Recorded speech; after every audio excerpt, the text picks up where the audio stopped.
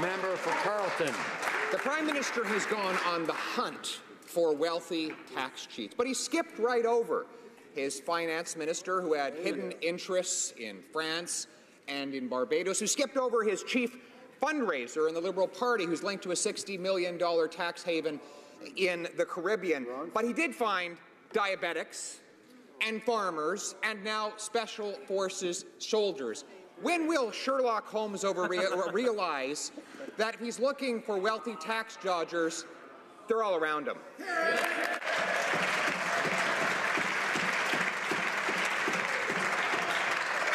Order. I don't think that there's a Sherlock Holmes in the House, and of course, if there were, we wouldn't refer to him by name.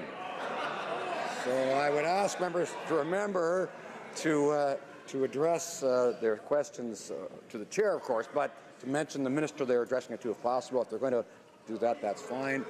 I do see the minister, l'honorable. Je vois que peut-être l'honorable. I see perhaps that the Minister of National Revenue is rising to answer. Mr. Speaker, what the member in the opposition has to say is completely absurd and even irresponsible. No one is interfering with the work of the agency. The government has fully committed to fighting tax avoidance and aggressive tax planning. In our last two budgets, we invested nearly $1 billion. It's funny to hear the Conservatives talk about the importance of these issues when they did nothing about it when they were in power. The Globe and Mail did a report in 2014 on the fact that the Conservatives cut 50 managers who were responsible for international cases. Well, there's no doubt that this minister is hiring a lot of tax collectors. The problem is they're going after the wrong people, diabetics and farmers and small business owners, not the real tax cheats. And as for her comment that nobody's interfering with CRA, well, maybe nobody except the Prime Minister and her. She wrote a letter on July 31st in which she said type 1 diabetics are unlikely to qualify for the disability tax credit, even when their doctors certify that they are. Will she withdraw that letter and tell her department to give diabetics back their tax credit?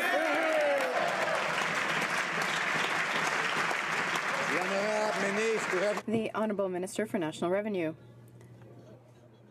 Mr. Speaker, our government has committed that Canadians receive the credits and benefits that they are entitled to. The eligibility for this tax credit has not changed. It's important to recognize that too many Canadians experience difficulties and they need help. That is why our government always has a humane, or rather human-centered approach. We have simplified forms. We have hired nurses, or rather nurse practitioners. We are putting everything in place to help people. The Honourable Member for Abitibi-Témiscamingue. Mr. Speaker, veterans are on the Hill today to ask the Liberals to respect their election promise and to give them their full pension. These veterans were betrayed by the Conservatives, and then they were disappointed when the Liberals, who had promised to do better, took them to court. In 2015, Liberals supported an NDP motion that stated that Canada owed a sacred obligation to our veterans. Are they going to keep their promise, provide complete pensions, and recognize, again, that we owe a sacred duty to our veterans? The Honourable Parliamentary Secretary to the Minister of Infrastructure. Yes, we do have a sacred obligation towards veterans, especially those who are in difficulty. We will help them. We offer services and benefits every day to veterans and their families. We are going to keep our promise to offer a lifetime award, and we will provide more details later this year. Thank you. London Fanshawe. Mr. Speaker, this government has repeatedly promised to bring back veterans' pensions, yet it continues to deny that the government owes a sacred obligation to our veterans. In fact, the Liberals hired the same lawyers as the Conservatives before them and have taken these veterans right back to court. So much for the word. Shame. Mr. Speaker, the Prime Minister has a choice. Will he keep his promise and bring back the full pension, or will he continue to deny the sacred obligation we owe Canada's veterans? The Parliamentary Secretary to the Minister of Infrastructure. Mr. Speaker, To be clear, we did not take these veterans to court. The Equitas litigation deals with issues that are addressed in the minister's mandate, including re-establishing lifelong pensions as an option. Unlike the Conservatives across the way, we could have addressed their concerns while in office, but we will deliver on our promise of a pension for life. Order. The member for Calgary Shepherd. Yesterday, I asked the Revenue Minister to release valuable information so that Canadians can understand how widespread the problems are with the disability tax credit for diabetics. The Minister has totally evaded my question. When it comes to the disability tax credit, Diabetes Canada has said, and I quote, that nobody is being targeted, except like the people with diabetes. Now, when will the Revenue Minister do her job, release the data on the disability tax credit, and come clean with Canadians suffering from diabetes? The Honourable Minister of National Revenue. Our Speaker has committed to making sure that everyone who needs them receives the credits and benefits they are entitled to. We are moving forward with a national law for disabled persons that will eliminate obstacles and emphasize accessibility for Canadians that have a disability. We've facilitated access to tax credits. But for 2 years now, the amounts have not stopped increasing. We have simplified forms, we have hired nurse practitioners, and we are asking nurse practitioners to fill out those forms. The Honourable Member for Bellechasse-les-Étrements-Lévis. If the Minister of National Revenue says that the amounts have increased, how is it that a citizen in Saint-Justine who used to get the tax credit for disabled persons and now is being denied that credit by the National Revenue Agency? How is it that the Prime Minister, who gave me his word, he said that he's going to make sure the Minister of Health and the Minister of National Revenue are going to follow up? And where are we with this case of the citizen in Saint-Justine who is worried, who is not a friend of the Prime Minister, and who doesn't have tax havens to put her money into? The Honourable Minister of National Revenue. Mr. Speaker, our government has committed to making sure that everyone receives the tax credits and benefits that they are entitled to. The eligibility to this tax credit has not changed. And I would like to say to my colleague across the way that he knows very well that all the information from the National Revenue Agency is strictly confidential. I cannot talk about anyone specifically in this House, not today, not tomorrow, and not throughout my entire mandate. Thank you. The Honourable Member for Bellechasse-les-Étrements-Lévis. Mr. Speaker, we've had enough of empty words. What we need is action. What this citizen in Saint-Justine needs is action. And she wants to make sure that we stop attacking her savings because she's diabetic, she has children to take care of. And we want action, Mr. Speaker. Why are they defending their bagman who's saving billions in tax shelters and is not helping out this citizen in Saint-Justine? I'm waiting for action. The Honourable Minister of National Revenue.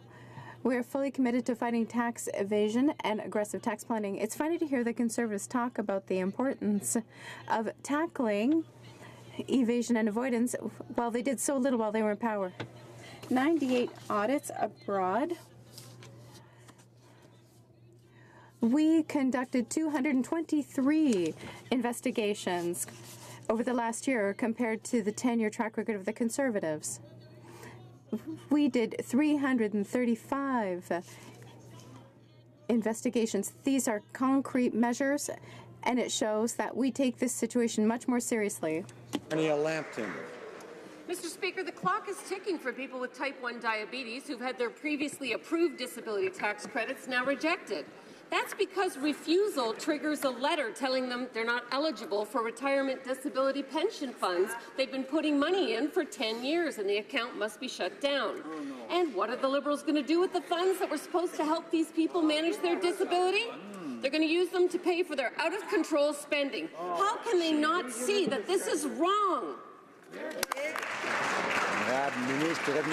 The Honourable Minister of National Revenue. Mr. Speaker, our government has committed to making sure that everyone receives the credits and benefits they're entitled to. Eligibility to the tax credit has not changed. It is important to recognize that too many people, too many Canadians, live with difficulties and need help. That is why we allow workers who have modest incomes to keep more of the money that they have dearly earned by increasing the working income tax benefit as of 2019. We are continuing to deliver to Canadians what we promised them. The Honourable Member for Laurier-Sainte-Marie. Mr. Speaker, next week, Canada will be welcoming the world to a conference on international peacekeeping, some 70 countries. And in the meantime, though, Canada still has not kept its promise to contribute to peacekeeping, and that is truly shameful. This government seems not in a hurry at all to keep its promises and fulfill its international obligations. So when is this government going to stop embarrassing us and finally announce its contribution to peacekeeping operations? The Honourable Parliamentary Secretary to the Minister of Foreign Affairs. Thank you, Mr. Speaker. We believe that Canada has an important role to play in terms of peacekeeping operations, and we are proud of our record, and Canadians expect us to make an international contribution. That is why we have committed to provide $500 million and troops for peacekeeping operations. Last week, we announced an action plan, an ambitious action plan for gender equality in peacekeeping, and we do it as Canadians expect. And it's soup. Mr. Speaker, it's unacceptable that Canada will be welcoming the world to a conference on peacekeeping without making any specific commitment on a peacekeeping mission. To make matters worse, United Nations officials believe that the things being considered by Canada don't even match the UN's priorities. Now, with this conference just a few days away, it's still not clear if or how Canada will contribute. So again, Mr. Speaker, will this government be announcing a specific peacekeeping mission commitment before this conference opens? Honourable Parliamentary Secretary. Mr. Speaker, Canada has a proud history of peacekeeping, and our government knows how important it is for Canadians for us to re-engage in that leadership role in a modernized view of how peacekeeping is done through the United Nations. We committed personnel and $500 million to re-engage and take on a leadership role in peacekeeping operations. Last week, we announced an ambitious action plan that talks about gender equality in all of our engagement in fragile states, including in police and military deployments. Mr. Speaker, Canada will re-engage in a leadership role in peacekeeping operations around the world. The honourable member for St. John's East. Monsieur le Président, dans le budget Mr. Speaker, in Budget 2017, the government announced that it would make parental and maternity leave more flexible and that it would improve support for caregivers. Children and social development, please update this House on recently announced measures our government is implementing to support parental benefits and those providing compassionate care. Minister. Thank you, Mr. Speaker. I'm delighted to take this opportunity to thank the member for St. John's East for his remarkable work on behalf of his constituents. I'm also delighted to have been able to announce this morning that the Budget 2017 enhancements to our EI system will take effect on December 3rd. This, Mr. Speaker, means that parents will have more support, more flexibility to look after their children. It also means that caregivers will have more flexibility and support to look after their dear ones when they go through difficult health circumstances. This is part of our plan to grow the economy, grow the middle class, and help more Canadians join the middle class. We'll celebrate that next week. The Honourable Member for Beauce. Mr. Speaker, for weeks now, we've been calling on the Liberals because we want details on the scandals that we're discussing today in the House of Commons, especially with regard to tax evasion. Every time the minister talks about the number of investigations, but there are no comments on the details regarding the Liberals' cronies. So here's a simple question for the minister. Given that we discovered the Paradise Papers scheme, will all the cases quoted be investigated upon by her department, yes or no? The Honourable Minister of National Revenue. Mr. Speaker, we are firmly committed to working hard to fight tax evasion and aggressive tax avoidance. Mr. Speaker, it's curious to hear the Conservatives talk about the importance of tackling tax evasion when they did so little when they were in power. 244 cases have been referred to criminal investigations under the Conservatives, and yet we had 135 last year alone. Only 39 search warrants were executed in their last year of government, and we had 123 in the last year alone. While the Conservatives work for the wealthy, we are working for the... Order. The honourable member for Beauce. Make it a little more specific for the minister.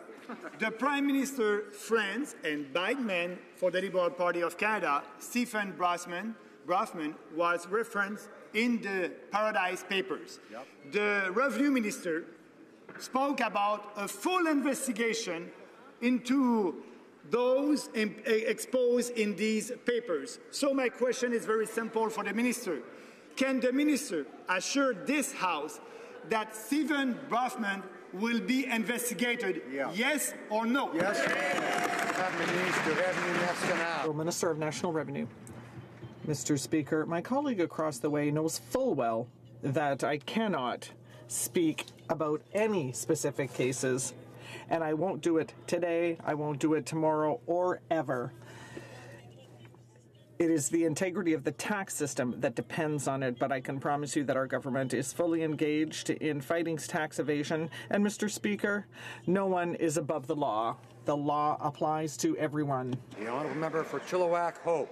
Well, Mr. Speaker, the minister just said she can't comment on an ongoing investigation, but that's exactly what the Prime Minister did. He said, we've received assurances that all of the rules were followed, and we're satisfied by those assurances. He's done exactly the opposite of what this minister promised had to happen. Apparently, if you raise enough money for the Liberal Party, your assurances are all you need to get off the hook. It must be nice, Mr. Speaker. So why are there one set of rules for the Liberals and one set of rules for everyone else? The Honourable Minister of National Revenue. Mr. Speaker, the comments of the member across the way are completely false and irresponsible. No one is interfering in the work of the CRA. In the last budget, we invested historic amounts, Mr. Speaker, close to $1 billion. And it is very odd to hear the Conservatives talk about how important this matter is when in 2014 they cut 50 manager positions who worked on cases in the CRA. The former Minister of National Revenue, Jean-Pierre Beck. Mr. Speaker, what's absurd and irresponsible are the words of the Prime Minister who said, we have received assurance that all of the rules were followed, and we're satisfied with those assurances. He has let Stephen Brafman off the hook based solely on his words. So the lesson for Canadians, if you want to avoid a pesky investigation, first of all, be rich. Second, be famous, but most of all, be a good, close friend of the Liberal Party who raises a lot of money. Mr. Speaker, why is there a different set of rules for friends of the Liberal Prime Minister and a different set for everyone else? The Honourable Minister of National Revenue. Mr. Speaker.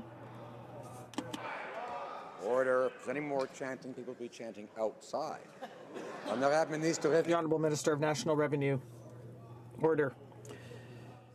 Mr. Speaker, our government is firmly committed to combating tax evasion and aggressive tax avoidance, and our actions show that. We invested close to $1 billion over the past 2 years. I might remind the members across the way that no one is above the laws, and the law applies to everyone in exactly the same way, and I find it quite stunning what the Conservative government is trying to do right now. What I am hearing from the other side is absurd and even dangerous, Mr. Speaker. No one interferes with the work of the CRA. We have a system that is fair for all. The honourable member for Saskatchewan.